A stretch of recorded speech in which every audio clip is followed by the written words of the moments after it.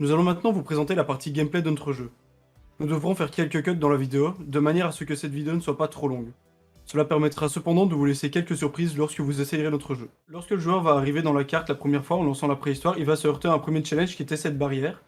Donc la barrière que le joueur pouvait passer de deux manières, soit en dashant au travers, soit en le détruisant, ce qui montrait au joueur qu'il avait différentes options dans le jeu. Alors ici on commence à détruire les premiers ennemis, donc les ennemis de la préhistoire, il y en a deux types, donc ceux-ci qui sont des ennemis assez simples qui vont juste courir vers le joueur. Je vous présenterai le deuxième type par la suite. On voit également que lorsque les ennemis meurent, ils font tomber certaines âmes mauves derrière eux, donc ces âmes qui courent vers le joueur et qui remplissent sa barre d'énergie qu'on peut voir en bas à droite. Cette énergie donne aux joueurs, active différents bonus aux joueurs en fonction de la quantité qu'il en a. Ici par exemple on peut voir qu'il a 3 bonus actifs. On va pouvoir découvrir aussi maintenant le deuxième type d'ennemi qui est caché là un peu plus à gauche, donc qui est le gros avec sa massue ici. Donc cet ennemi-là est un peu différent des premiers. Les premiers sont one-shot par le joueur, tandis que celui-ci doit prendre de nombreux coups et possède une attaque à distance, mais à côté de ça, il est plus lent. Son objectif est de représenter un challenge différent pour le joueur, un peu plus sur la durée et qui est plus menaçant. Alors, une fois une map terminée, on arrive bien donc dans la deuxième. Donc cette carte-ci, en opposition à la première, est une carte beaucoup plus sombre, donc dans laquelle le joueur va se sentir également plus à l'étroit, avec des couloirs plus fins.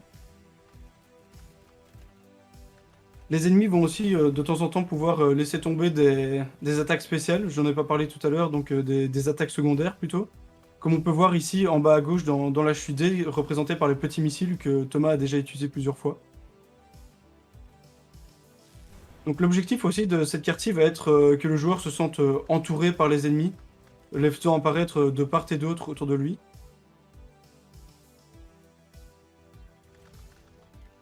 Donc voilà, là Thomas vient de mourir. Donc ce qui se passe, c'est le système de checkpoint. Le joueur redémarre au début de la carte qu'il est en train de faire et pas depuis le début de la partie. Le joueur arrive maintenant dans la troisième carte. Cette troisième carte qui se passe de nuit propose encore un challenge différent. Donc dans celui-ci, les ennemis sont beaucoup plus nombreux. Là, il y a une volonté d'augmenter la difficulté pour le joueur sur cette troisième carte. Et la carte se base essentiellement sur la liberté du joueur en fait. Les ennemis sont beaucoup moins prédéfinis que dans les autres cartes, tout est beaucoup moins scripté on va dire. Et ce qui va se passer c'est que le joueur va lui-même décider de ce qui va lui arriver en fonction de comment il va explorer la carte. Alors ici à gauche on peut voir un beacon à côté duquel Thomas vient de passer.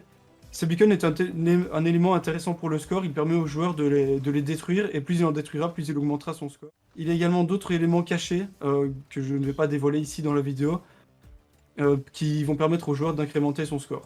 Ce qui laissera l'opportunité aux joueurs de découvrir un petit peu plus ses fonctionnalités. Nous arrivons maintenant à la salle du boss, donc voici Grog, notre premier boss. Alors, étant un boss représentant la période préhistorique, son objectif est d'être un peu bête. Donc ce qu'il va faire, c'est juste, lorsque le joueur va arriver proche de lui, il va attaquer le joueur avec des attaques au corps à corps. Comme on vient de le voir ici, si le joueur se trouve trop loin, il va le charger comme un bourrin. Et donc ce qu'il va faire en fait, c'est qu'en chargeant, il va détruire tout ce qui se trouve sur son chemin, que ce soit les petits ennemis qu'on voit à côté, ou bien les maisons, les huttes qui sont sur le bord. Alors dans cette quartier, en fait, les huttes vont invoquer des ennemis tout au long du combat. Donc plus le joueur va rester longtemps dans le combat, plus il aura l'occasion de confronter d'ennemis. Et si le boss tombe en dessous d'un certain pourcentage d'HP, comme il vient d'arriver là, les ennemis vont être invoqués par toutes les maisons. Donc en fait, l'intérêt pour le joueur, ça va être de faire charger aussi le boss dans les différentes huttes qu'on voit ici. Et de faire que le boss, en détruisant ces huttes, va permettre au joueur de diminuer son challenge. Si le joueur joue intelligemment avec la mécanique de charge du boss, le jeu sera plus facile. Et comme on a pu le voir, quand le joueur meurt lors d'une salle du boss, il ne doit pas recommencer le boss depuis zéro. Il est simplement repositionné à l'écart du boss pour ne pas mourir, mais continue son combat.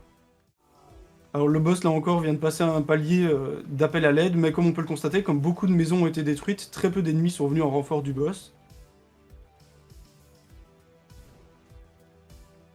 Et voilà, le niveau est fini, le joueur a maintenant validé la période préhistorique et va pouvoir choisir s'il recommence le jeu ou s'il va alors décider de passer à l'époque suivante.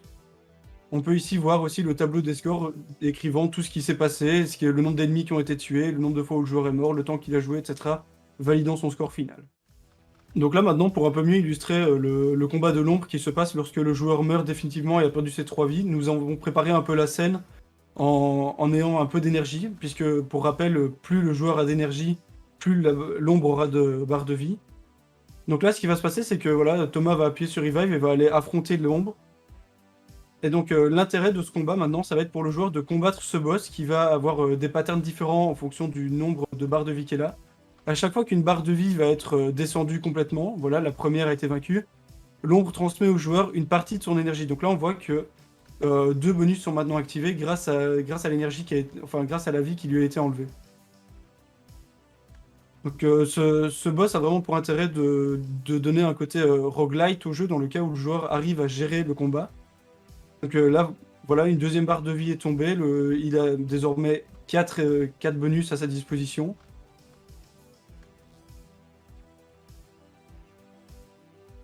La Shadow est presque morte, et une fois que la Shadow sera vaincue, le joueur aura l'occasion de retourner dans la préhistoire ou dans l'époque dans laquelle il se trouve pour recommencer avec un meilleur départ. En plus de ça, il a également acquis une nouvelle vie lui permettant de tanker un ennemi en plus, enfin de recommencer une fois en plus. Donc là maintenant, on va vous présenter l'Antiquité, qui est donc la deuxième période historique de notre jeu, donc le deuxième niveau. Ici, le but est d'avoir un challenge un peu différent. Donc, comme on change d'époque, les ennemis changent également de comportement. Donc, on va avoir des ennemis un peu plus lents, mais moins cons, plus tanky, et qui vont être là à absorber les dégâts du joueur. Et une fois que, par exemple, ceux avec le bouclier, une fois que leur bouclier est tombé, ils vont courir plus rapidement vers le joueur. Il y a également des ennemis qui vont adapter des formations suivant un meneur. Et donc, avec le principe de ces formations va être de faire que les ennemis restent compacts et proposent un challenge constant aux joueurs. Si le boss, enfin le chef de la formation vient à mourir, il est remplacé par un suivant et les ennemis réadaptent leur formation. Dans le cas où une trop grande partie des ennemis de la formation sont morts, celle-ci se dissout et les ennemis réadoptent un comportement solitaire. Le but également de ces formations est de pousser le joueur petit à petit vers la sortie en le challengeant constamment. Le joueur ne peut pas vraiment faire demi-tour dans la carte car il a toujours des ennemis devant lui.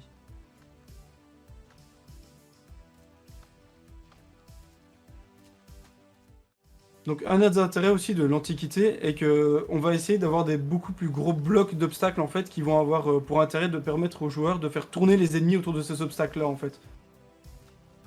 Donc le joueur va pouvoir beaucoup plus facilement jouer avec les ennemis et les amener à se positionner comme lui le sent. Nous allons maintenant vous présenter le jeu sur lequel nous avons travaillé durant cette année de spécialisation, Project Umbra. Project Umbra est un twin-stick shooter basé sur les grandes périodes historiques. Le jeu prend place dans un monde voxelisé dans lequel vous pourrez détruire vos ennemis ainsi que l'environnement. Pour vous en dire un peu plus, une mystérieuse entité appelée Shadow a laissé des traces à travers le temps. Intégrée à votre armure, elle améliore vos capacités, mais viendra à se libérer si vous mourrez. Soyez donc vigilants. Soldats, c'est votre devoir de traverser le temps et de détruire quiconque serait possédé par cette entité démoniaque. Essayez également d'en apprendre un peu plus sur elle, ou bien détruisez-la. Le jeu Project Umbra est divisé en 5 époques historiques, qui sont égales à 5 niveaux. Lorsque le joueur va arriver dans le jeu, une seule époque sera disponible au début, la préhistoire. Pour pouvoir débloquer les époques suivantes, le joueur va devoir à chaque fois vaincre le boss final d'une époque. Donc par exemple, le joueur va devoir vaincre le boss final de la préhistoire pour débloquer l'Antiquité, tuer le boss final de l'Antiquité pour débloquer le Moyen-Âge, etc., jusqu'à avoir complété tous les niveaux. Chaque niveau ou période historique est composé de 4 cartes. Dans les 3 premières, le joueur va devoir traverser la carte en tuant tous les ennemis qui s'y trouvent. Une fois tous les ennemis tués, le joueur passera à la carte suivante. Une fois les 3 premières cartes complétées, le joueur arrivera dans la quatrième qui va lui proposer un challenge différent. Dans celle-ci, le joueur va devoir vaincre le boss final de la période historique pour pouvoir débloquer le niveau suivant. Lorsque le joueur entre dans un niveau, il commence avec 3 vies. Si un ennemi le touche, il perd une vie et recommence à partir du début de la carte dans laquelle il se trouvait. Ce qui veut donc dire qu'il y a un système de checkpoint permettant au joueur de ne pas devoir recommencer tout le niveau dès qu'il meurt. Durant la partie, vous pourrez récupérer des armes puissantes laissées au sol par les ennemis que vous aurez tués. Ces armes ne peuvent cependant être utilisées que de manière ponctuelle. En plus de ça, les ennemis que vous tuez laissent au sol des âmes. Vous pouvez collecter ces âmes en vous en approchant, donnant de l'énergie à la Shadow intégrée à votre armure. Plus votre Shadow aura de l'énergie, plus elle vous attribuera des bonus tels qu'un tir multiple ou bien un bouclier pouvant vous sauver la vie. Comme vu dans le slide précédent, le joueur peut récupérer différentes attaques spéciales sur les ennemis. Vous avez X chances de dropper une attaque spéciale aléatoire sur les ennemis. Il y a actuellement 5 attaques spéciales différentes, chacune a des effets et des utilités différentes. Certaines sont plus offensives et d'autres plus défensives. Dans Project Umbra, lorsque le joueur meurt, il a la possibilité de combattre contre la Shadow. C'est un boss particulier, dont la vie dépend du nombre de bonus que le joueur a à la partie précédente. Un bonus actif est égal à une barre de vie supplémentaire pour la Shadow. Pendant le combat, chaque barre de vie que vous ferez tomber à la Shadow vous redonnera un bonus.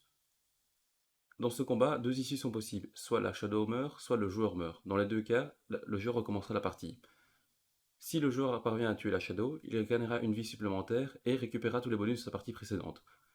Dans le cas où le joueur se fait tuer par la Shadow, il recommencera la partie de zéro. L'objectif de ces mécaniques est de proposer au joueur un jeu avec un gameplay rapide, compétitif et dans lequel le joueur peut traverser le temps. Au point de vue du gameplay, nous avons construit un gameplay rapide, assez focus sur l'action et où le joueur n'a pas beaucoup de temps pour respirer. Une idée que nous avons eue pour augmenter le temps de jeu et renforcer l'implication des joueurs, ainsi qu'éveiller leur esprit de compétition, était d'ajouter un système de score en ligne. Cela permettra aux joueurs de rejouer afin de se dépasser pour essayer d'arriver premier. À savoir que chaque époque et donc chaque niveau possède son propre scoreboard. Vous pourrez par exemple être premier à la préhistoire, mais dixième à l'Antiquité. Pour créer nos ennemis et nos maps, nous nous sommes basés sur plusieurs piliers. Par exemple, pour créer nos ennemis, nous sommes basés sur leur vitesse, leur range, leur vie et leur taille. En modifiant simplement un de ces éléments nous permet de créer un ennemi différent, ce qui nous a permis d'itérer facilement et de créer des prototypes d'ennemis à l'avance. Ce système de paramètres nous a également permis de penser déjà à tous les ennemis que nous voulions intégrer dans notre jeu, tout en gardant un œil sur l'équilibrage de la difficulté. Pour créer notre jeu, nous nous sommes basés sur trois concurrents du même type. Commençons par Nex Machina, qui est un twin stick shooter avec un style visuel qui rappellera l'âge d'or des bornes d'arcade. Il a été réalisé par 70 personnes pendant un temps de développement d'1 an et demi. Les ventes estimées s'élèvent à 200 et 500 000 pour un prix de 20 euros. Ils l'ont sorti sur PC et également sur console.